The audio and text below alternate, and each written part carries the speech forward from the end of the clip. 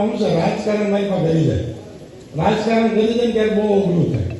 ખાલી હકીકત ખેડૂતનો મુદ્દો હોય ને તો 100% એને આપણે માન્યતા આપવી જ પડે. ખેડૂતના મુદ્દામાં 100% માન્યતા આપવી પડે.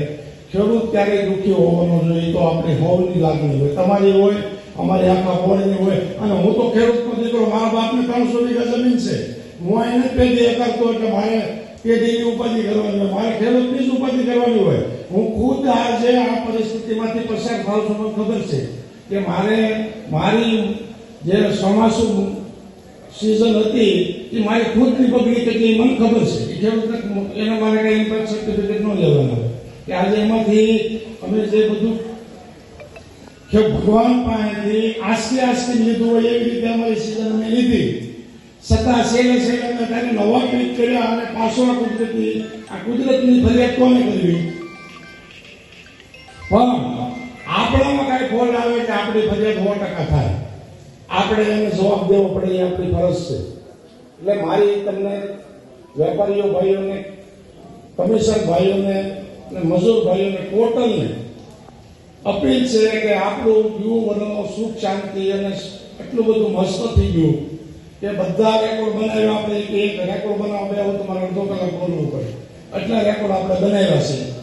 આવકથી માંડી કે આખા વર્ષની અંદર હરાજીમાં કેરી લીધરનું બુજ્યું હોય એવી ઘણા આપણે રેકોર્ડ બનાવ્યા છે કે આવક, સબસિડી, આ નવી આપણે કામો કરીએ છીએ, બધું ટોટલ ઘણા રેકોર્ડો છે. એવું લાગશે કે મારા સેક્રેટરી કેવું ટૂંકમાં આપણે સમજાવી દે. એટલે આવી જ રીતે આવતું વર્ષ શાંતિ અને સુખથી અને હરખથી આપણે પસાર કરીએ એવી ભગવાન દ્વારકાધીશમાં હવના દેવને માનતા હોય એની પ્રાર્થના કરીએ કે આપણું આવતું વર્ષ આવી જ રીતે શાંતિમય અને આના ગયા વર્ષ કરતા પણ સારું સુખમય રહે અને વધારે હવ આમાંથી આપણા માર્કેટિંગ યાર્ડમાંથી કોઈ રોજી રોટી કમાઈએ એવી ભગવાન પાસે આપણે હવ પ્રાર્થના કરીએ. અને લાગણીશીલ, હું તો એવો લાગણીશીલ માણસ છું કે બને ત્યાં સુધી મને વિવાદ ગોઠે નહીં. જેમ બને એમ જલ્દી સુલેસન થાય એ જ મને ગોઠે. કોઈ જાતનો વિવાદ ઉભો થાય એ વસ્તુને હું બહુ માનતો નથી અને વિવાદમાં મને જરા કંઈ રસ નહીં. પણ ક્યારેક મુદ્દા એવા ઉભા થઈ જાય છે કે આમાં હું મને તમને કેવું, ક્યારેક દોસ્ત દુશ્મન બની જાય, દુશ્મન દોસ્ત બની જાય, આવું બને છે.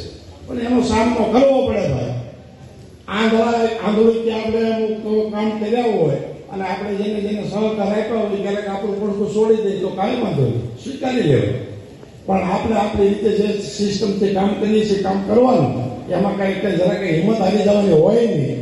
અને આપણું આખું મારી ક્રમ કઈ રીતે શાંતિમય પૂર્ણ થાય એની મારે પૂરી કાળજી છે. તમે બધા મને સહકાર આપો. વેપારીઓને, કમિશન ભાઈઓ, વેપારી ભાઈઓને વચ્ચે આપણે ખેડૂત ભાઈઓ આખી હાકળ છે એ હાકળ વ્યવસ્થિત હસવાય દે. કમિશન એજન્ટ વચ્ચેને પડી છે, વચ્ચેની પડી. એક બાજુ ખેડૂત છે, એક બાજુ વેપારી છે. એનો ખેડૂતે નારાજ ન થવો જોઈએ અને વેપારી આગળ કઈ રીતનું વર્તન રાખવું એને કાળજી રાખવી પડે.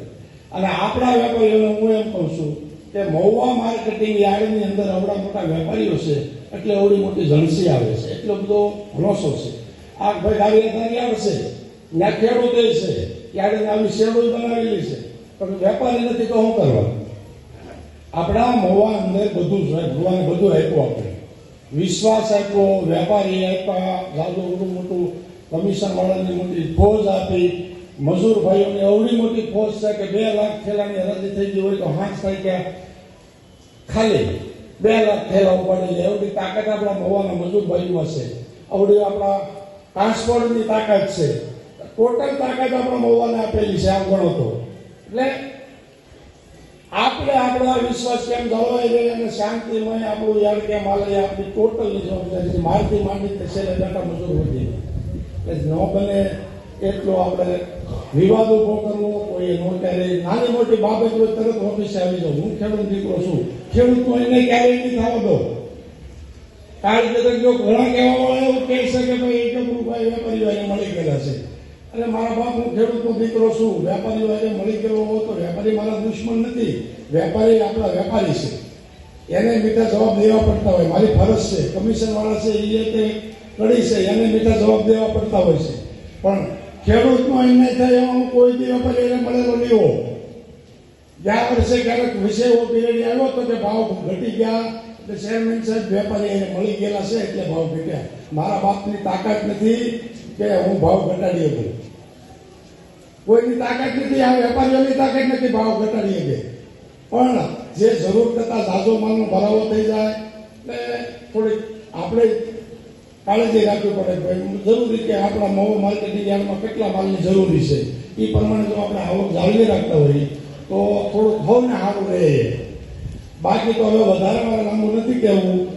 આવું તો બધું આમાં આવ્યા જ કરતું હોય એનો સામનો કરવો એ અમારી ફરજ છે. બાકી કાંઈ કોઈ પણ ફરિયાદ હોય તો લગભગ તો હું ઝાઝો ભાગ મહુવા માર્કેટિંગ યાર્ડની ઓફિસમાં જોઉં છું. કદાચ ન હો રાતનો ઘરે વયો જ આવશું. તકલીફ પડે તો રાતના 2 વાગે હું ફોન ઉપાડું છું. ક્યારેક કોઈ એવું કહેતું હોય કે ગભરુભાઈ ફોન નથી ઉપાડતો મારો નંબર નહીં હોય. અમુક એક ખેડૂતે હમણાં કીધું હતું ભાઈ ચેરમેન સાહેબ ફોન નથી ઉપાડતા. તો આજની તારીખના દાખલામાં મેં આજ સુધીમાં કોઈનો ફોન નથી ઉપાડ્યો એવો બનાવ નથી. તો એનો નંબર મારો નહીં હોય કોઈ બીજાનો છે એટલે નહીં ઉપાડતો હોય. કાંઈ વાંધો નહીં. હવે તમે બધા મને સહકાર આપજો એની હું આશા રાખું છું. એટલી વાત કરી મારી વાતને પૂરી કરું છું. ભારત માતાની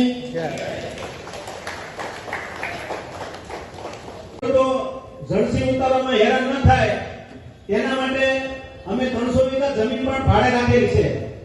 તેથી મહુવા યાર્ડમાં આવતો ખેડૂત ક્યારે હેરાન ન થાય તેની અમારી જવાબદારી હોય છે મિત્રો. તો ખેડૂતો વેપારી મિત્રોને કાંઈ પણ સજેશન હોય તો અમને ઓફિસે જાણ કરજો તો તમારું સોલ્યુશન થશે. ખેડૂત વેપારી ને કમિશન એજન્ટો આ ત્રણેયની સાંકળ છે. તો ત્રણેય અમારા યાર્ડમાં તમે સાથ અને સહકાર આપજો તો અમારું મહુવા યાર્ડ એકદમ સારું સુઘડ બનશે ને સારી રીતે હાલશે. તેવી તમામ વેપારી ખેડૂત મિત્રોને અમે આશા રાખીએ છીએ. અસ્તુ ભારત માતા કી જય.